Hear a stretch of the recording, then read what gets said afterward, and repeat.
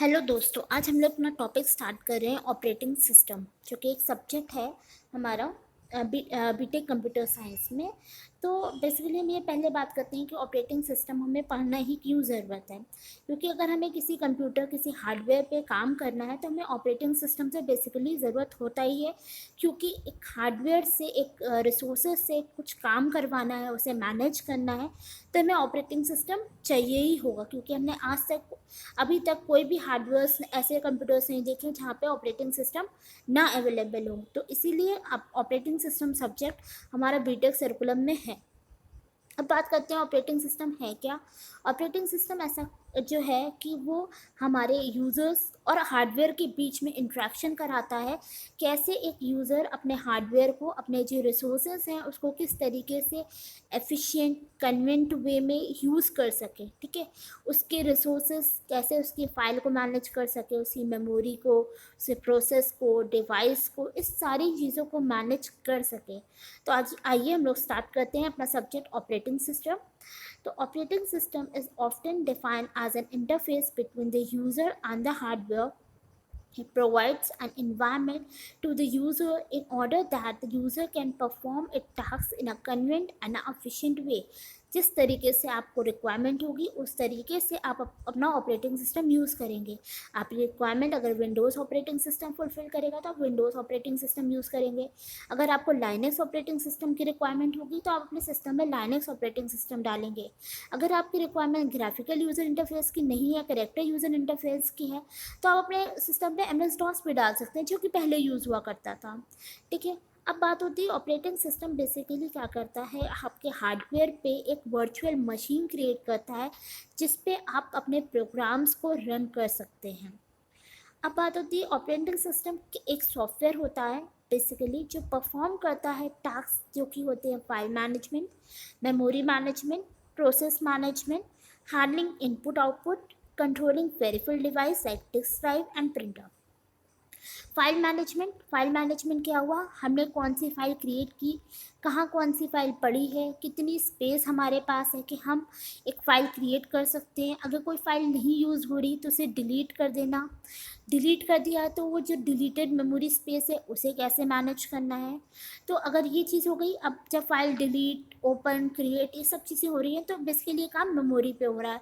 तो इस तरीके से हम मेमोरी को मैनेजमेंट करते हैं। अब ये फाइल कोई प्रोसेस यूज़ कर रहा होगा, ठीक है, प्रोसेस अब क्रिएट हुआ है, प्रोसेस अब वेटिंग स्टेट में है, तो प्रोसेस को कौन सी फाइल रिक्वायरमेंट है, तो अब ये प्रोसेस मैनेजमेंट हो गया। अब हम क्या करेंगे, हम अपने इनपुट आउटपुट डिवाइस के थ्रू अपने सिस्टम को हैंडल करेंगे, तो इससे हमें हैंडलिंग इनपुट आउटपुट करना पड़ेगा।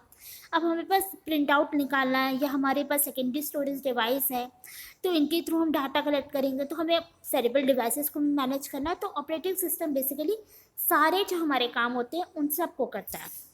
ठीक है, जैसे कि मैंने बताया था लाइनेक्स है, विंडोज़ है, यूनिक्स, ये हमारे पॉपुलर ऑपरेटिंग सिस्टम है।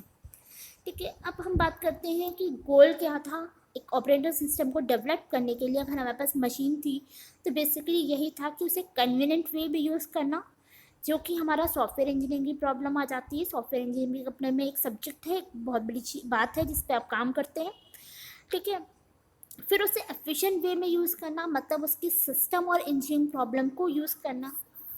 अब हम बात करते हैं कि ऑपरेटिंग सिस्टम की और डेफिनेशंस क्या हो सकती हैं। ठीक है, अब हमने क्या किया था, हार्डवेयर, अब हम ये बोल सकते हैं ये रिसोर्सेज को भी मैनेज करता है। ठीक है, तो ये रिसोर्स मैनेजमेंट भी ख्याल से आ सकता है ऑपरेटिंग सिस्टम। तो computer system has many resources, hardware software दोनों तरह की रिसोर्सेज होती है। इनको कैसे यूज़ करना कि हम अपना टास्क कंप्लीट कर सकें। ठीक है, जो कॉमनली रिसोर्सेज थी जैसा कि हमने पहले भी बात की, इनपुट आउटपुट डिवाइस हो गई, मेमोरी हो गया, फाइल स्टोरेज स्पेस हो गया, सीपीयू हो गया।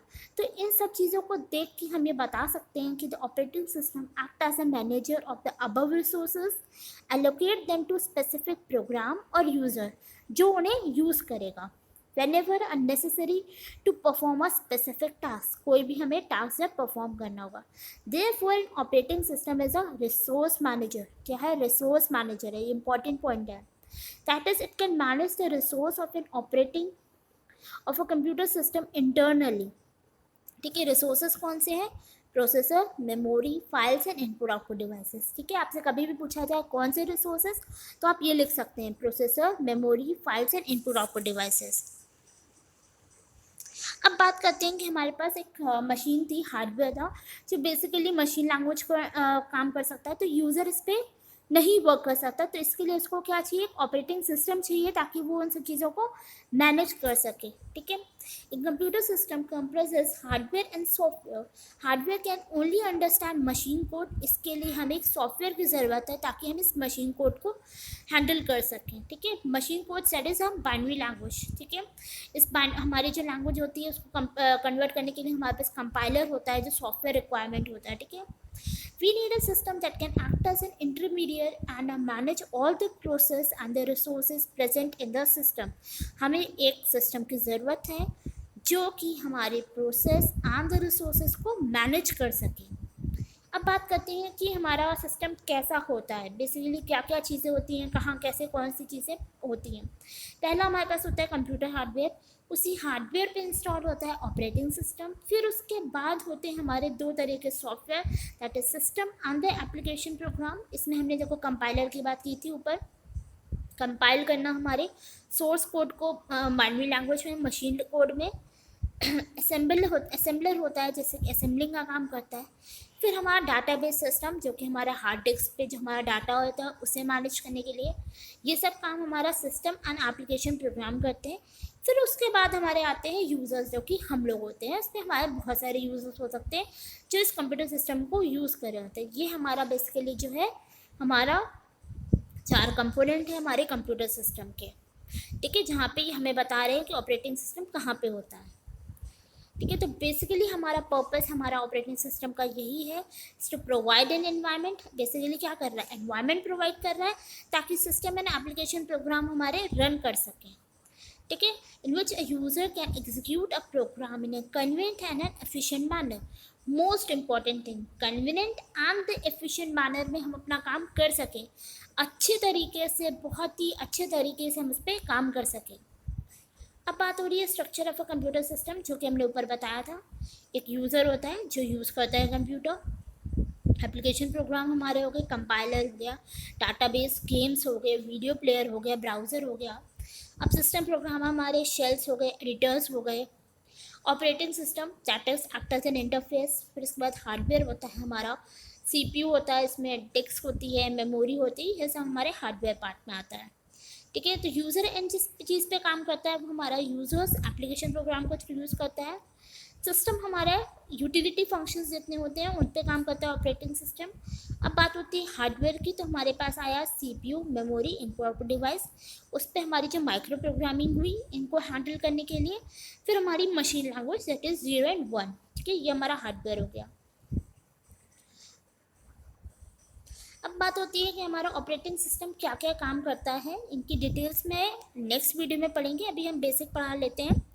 What are the some of the important function of an operating system? Memory management, processor management, device management, file management, security control, security भी हमें प्रोवाइड करना है, जॉब कैसे किसको कौन सी जॉब देनी, जॉब अकाउंटिंग।